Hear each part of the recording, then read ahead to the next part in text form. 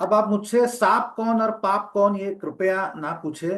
अगर आप नहीं जानते हैं तो इस वीडियो के माध्यम से जान जाएंगे।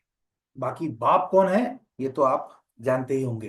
तो मित्रों, बात यह है कि दिल्ली में चुनावी गर्मी अपनी चरम सीमा पे पहुंच चुकी है। भाजपा हर मुद्दे पे अरविंद केजरीवाल को घेर रही है। गृह मंत्री अमित शाह, उत्तर प्रदेश के मुख्यमंत्री योगी आदित्यनाथ, यहां तक कि प्रधानमंत्री नरेंद्र मोदी भी रैलियां एड्रेस कर चुके हैं, सभाएं संबोधित कर चुके हैं या करने वाले हैं। पर सवाल ये उठता है कि कांग्रेस कहाँ है, कांग्रेस क्या कर रही है। तो मित्रों, उसका सीधा जवाब ये है कि कांग्रेस गायब है। अब आप ये पूछेंगे कि राहुल गांधी तो वापस आ गए हैं, आज उन्होंने एक रैली भी संबोधित की दिल्ली में, फिर आप ये क्यों कह रहे हैं कि कांग्रेस गायब है। उसका जवाब मैं इस वीडियो के माध्यम से दूंगा। आप देख रहे हैं इंडिक विचार। मेरा नाम अजय सुदाम है। मित्रों, नमस्ते।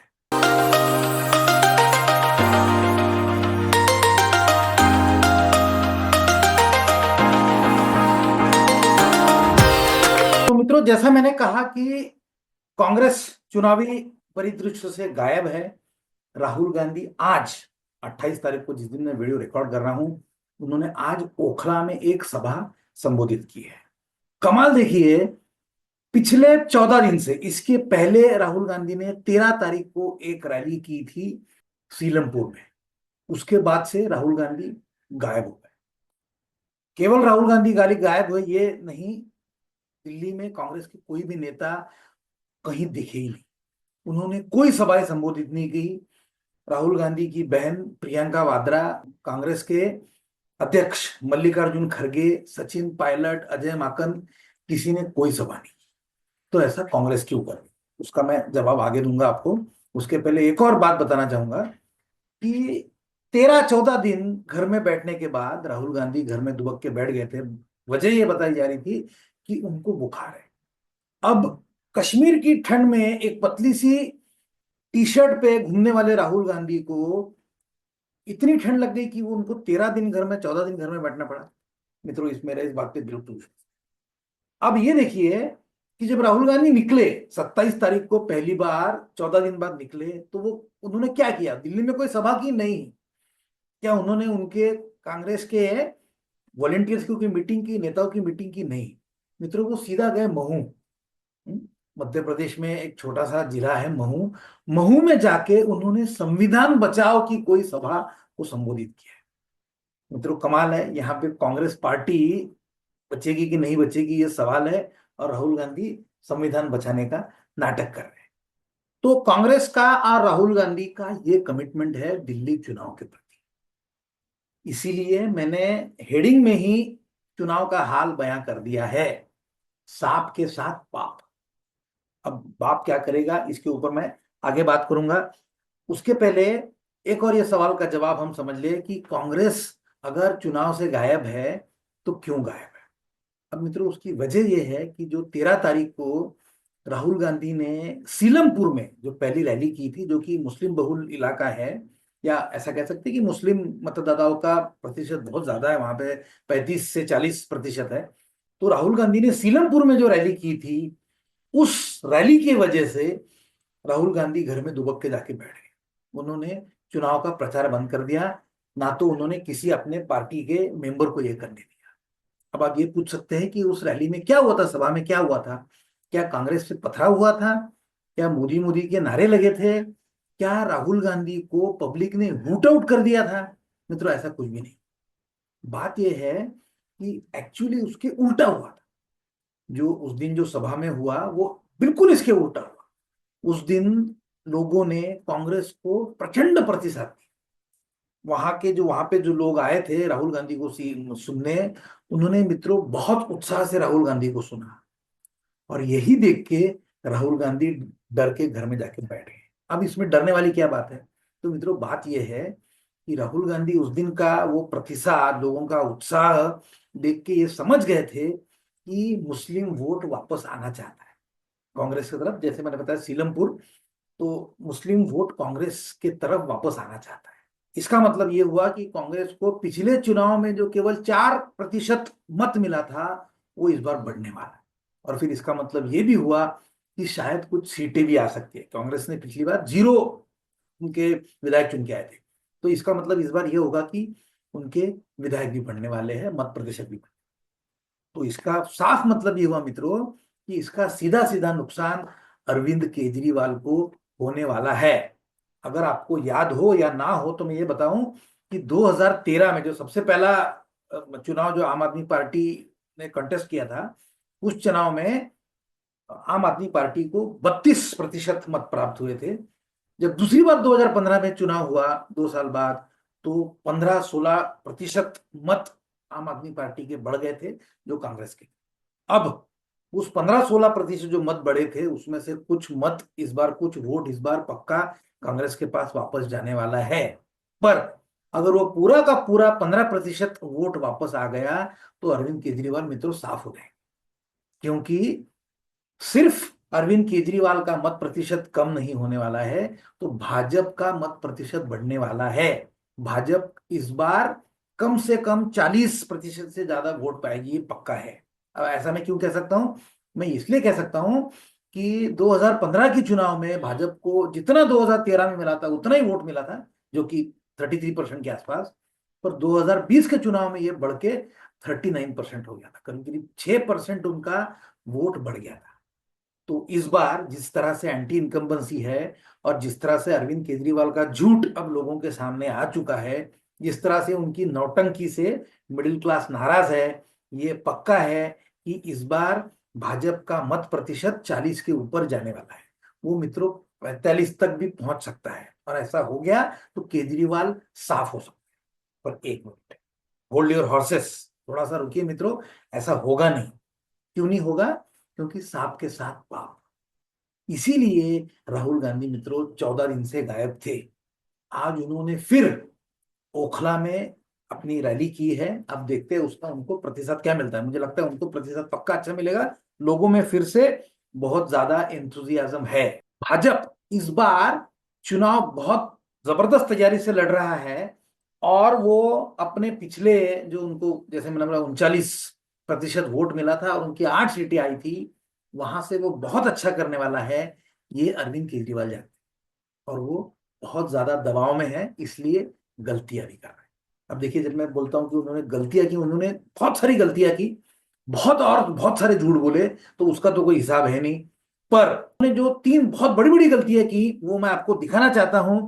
सबसे पहले उन्होंने ये पोस्टर जारी किया। अब ये इस पोस्टर में 11 लोग हैं, और ये 11 लोगों में नरेंद्र मोदी भी है, अमित शाह भी है, अजय माकन भी है, राहुल गांधी भी है, और भी बहुत सारे लोग हैं, प्रवेश वर्मा भी है।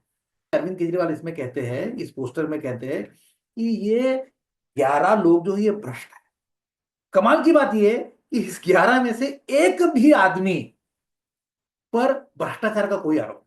मतलब राहुल गांधी पे बाकी बहुत सारे आरोप है, सिडिशन का आरोप है, राष्ट्रद्रोह का आरोप है उनके ऊपर, और बाकी भी बहुत सारे आरोप है। पर करप्शन का कोई आरोप नहीं, क्योंकि उन्होंने कोई एडमिनिस्ट्रेटिव पोस्ट पे उन्होंने काम नहीं किया। जो भी वो नेशनल हेराल्ड का एक आरोप है, वो भी एक प्रकार से करप्शन है, और वो उनका नहीं है, उनकी फैमिली का है।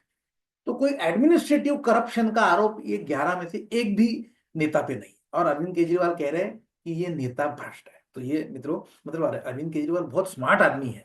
आम आदमी पार्टी का जो कैंपेन होता है वो बड़ा शार्प होता है। ये मेरे हिसाब से बहुत बड़ी गलती है, ये झूठ है, ये कोई भी जान जाए। दूसरा, अरविंद केजरीवाल बहुत दबाव में है, इसका एक और सबूत ये है कि उन्होंने ये 15 गारंटी वाला एक पोस्टर रिलीज किया। अब आप ये पढ़ेंगे तो ये 15 गारंटी एकदम बेसिक सी है। अब इसका मतलब ये है, इसके ऊपर भी मैं किसी दिन और विस्तार में बात करूंगा। बट आज मैं इतने बताना चाहता हूं कि आप ये 15 गारंटी एक बार देख लीजिए, इसमें कुछ भी नहीं है। ये 10 साल पुराना ही टूटा हुआ रिकॉर्ड अरविंद केजरीवाल फिर बजा रहे। अब ये 15 गारंटी जारी करने का एक और मतलब होता है, वो ये कि क्या इसका मतलब आज तक इसमें से कुछ भी नहीं हुआ? ये तो 10 साल से आप बोल रहे हो कि हम रोड ठीक कर देंगे, हम पानी ठीक कर देंगे, हम एजुकेशन ठीक कर देंगे, तो क्या इसमें से कुछ भी नहीं हुआ है? तो इसका मतलब यही है मित्रों कि 10 साल से अरविंद केजरीवाल वही प्रॉमिस करते जा रहे, वही वादे करते जा रहे, और जो वो निभा नहीं पाए। तीसरा, बहुत बड़ी जो उन्होंने गलती की वो ये है कि आज उन्होंने पानी में जहर घोल दिया, लिटरली, मेटाफोरिकली और लिटरली भी। वो उन्होंने ये कहा कि हरियाणा से जो पानी आ रहा है उसमें भाजपा वाले जहर मिला रहे हैं। अब मित्रों मुझे बात बताइए, वही पानी हरियाणा में पिए जा रहा है तो वहां तो लोग बहुत खुश है, शाम को भी वही पानी मिला के पी रहे हैं, वही पानी आगे यूपी में भी जा रहा है, वहां पे भी कोई समस्या नहीं है। तो क्या केवल दिल्ली में आते आते वो पानी जहरीला हो जाता है? तो मित्रों इस तरह से अरविंद केजरीवाल गलतियों पे गलतियां अब करते जा रहे हैं। इसका मतलब साफ है कि वो जबरदस्त दबाव में है, और इसलिए इस तरह की जुवेनाइल मिस्टेक्स कर रहे हैं, है ना, मतलब जो बच्चों वाली मिस्टेक होती है वो कर रहे हैं। आगे जाने से पहले 11 नेताओं के फोटो के साथ जो अरविंद केजरीवाल ने पोस्टर छपवाया था उसकी बात करेंगे। अब आप ये 11 नेता में से कोई भी नेता के ऊपर भ्रष्टाचार का आरोप नहीं है, ये मालूम होने के बाद भी अरविंद केजरीवाल अगर एक पोस्टर छपा रहे हैं तो इसका मतलब मालूम है मित्रों क्या है? वो अपने कार्यकर्ताओं को ये बताना चाहते हैं कि आरोप झूठे ही सही पर करते रहिए। वो केवल और केवल अपनी जो कोर वोटर है उनको एड्रेस अब करना चाह रहे हैं। वो एक कुशल एडमिनिस्ट्रेटर है, ये बुरखा उनका फट चुका है। वो ये बताना चाह रहे हैं अपने कार्यकर्ताओं को कि आप झूठे मुठे किसी भी तरीके के आरोप करते रहिए, रुकना नहीं चाहिए। तो कयास आसानी से लगाया जा सकता है कि अरविंद केजरीवाल बहुत जबरदस्त दबाव में है, और वो he is on sticky wicket, वो चुनाव हार सकते हैं, यहां तक वो पहुंच गए, वो जो जानते हैं। एक मिनट, बट क्या इसका मतलब आम आदमी पार्टी चुनाव हार जाएगी ये पक्का है? मित्रों ऐसा बिल्कुल नहीं। उसकी मित्रों दो बड़ी वजह है। पहली ये कि अजय माकन ने अरविंद केजरीवाल को देशद्रोही बताकर 15 दिन पहले जो हवा बनाई थी वो राहुल गांधी ने 2 हफ्ते घर में आराम करके खत्म कर दी है। आज वो चुनाव में तब उतरे हैं जब मेरे हिसाब से बहुत देर हो चुकी है। अब इन दिनों में जो नुकसान हो गया है उसकी भरपाई करना करीब करीब असंभव है। फिर कांग्रेस अगर चुनाव के प्रति इतनी गंभीर होती तो प्रियंका वाड्रा को वो आज भी राहुल गांधी के साथ चुनाव में उतार सकती, जो कि अब तक हुआ नहीं है। अब ये बचे हुए 6 दिनों में या 7 दिनों में, 28 तारीख से लेके केवल अब 7 दिनों का प्रचार बाकी है। इन 7 दिनों में शहजादा क्या क्या कर लेगा आप ही समझ सकते हैं। दूसरी वजह, मतलब अरविंद केजरीवाल इतने आसानी से चुनाव हारेंगे नहीं, इसकी दूसरी वजह यह है कि मुस्लिम मतदाता मित्रों बहुत shrewd होता है। मुस्लिम मतदाताओं की, मुस्लिम वोटर्स की सूझबूझ, वो उसी प्रत्याशी को मतदान करेंगे जो भाजपा को पराभूत करेगा, जो भाजपा को ये आसानी से हरा सके। इस हिसाब से आज की तारीख में मुस्लिम मतदाता कांग्रेस के तुलना में आम आदमी पार्टी के प्रत्याशी को प्रेफर करने की संभावना ज्यादा है। बाकी राजनीति में हो तो कुछ भी सकता है। तो अगर सांप और आप एक हो चुके हैं तो बाप को क्या चुनाव छोड़ देना चाहिए, घर में बैठना चाहिए? मित्रों बिल्कुल नहीं। बाप तो बाप है, और वो अपने ही तरीके से चुनाव लड़ेगा और जीतने की संभावना भी तैयार करेगा। अब आप देखिए कि जैसे मैंने बोला कि अरविंद केजरीवाल ने 3 बड़ी बड़ी गलतियां की जो मैंने ऊपर गिनाई, उसके साथ में उन्होंने एक और गलती की, वो ये कि उन्होंने आज 27-28 तारीख को उन्होंने सेकुलरिज्म के सुरमाओं को दिल्ली के चुनाव में उतार दिया, जैसे कि अखिलेश यादव, बदरुद्दीन अजमल और मुमताज बानो के चमचे शत्रुघ्न सिन्हा। इन सबने आके मुस्लिम मतदाताओं को यह अपील की है कि वो आम आदमी पार्टी को ही वोट दे। तो मित्रों ये मेरे हिसाब से ये एक गलती है, एरर है, मिस्टेक है। इसका मतलब अब ये होगा, इसका भाजपा इसको इस तरह से इस्तेमाल करेगी, भाजपा मतदाताओं को ये बताएगी कि देखो क्या हो रहा है।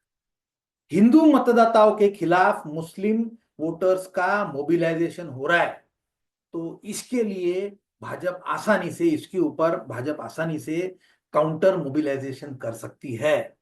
कटेंगे तो बटेंगे का अब भरपूर इस्तेमाल होगा, एक है तो सेफ के है का भरपूर इस्तेमाल होगा, और योगी आदित्यनाथ मुझे लगता है यहां से भाजपा को ये चुनाव जिता सकते हैं। अब आखिरी 7 दिन बचे हैं, देखते हैं क्या क्या होता है। भाजपा की स्ट्रेटेजी के ऊपर एक और विस्तृत वीडियो मैं बनाऊंगा मित्रों। अगर ये वीडियो पसंद आता है तो लाइक कीजिए, शेयर कीजिए, सब्सक्राइब कीजिए। जय हिंद, जय श्री राम।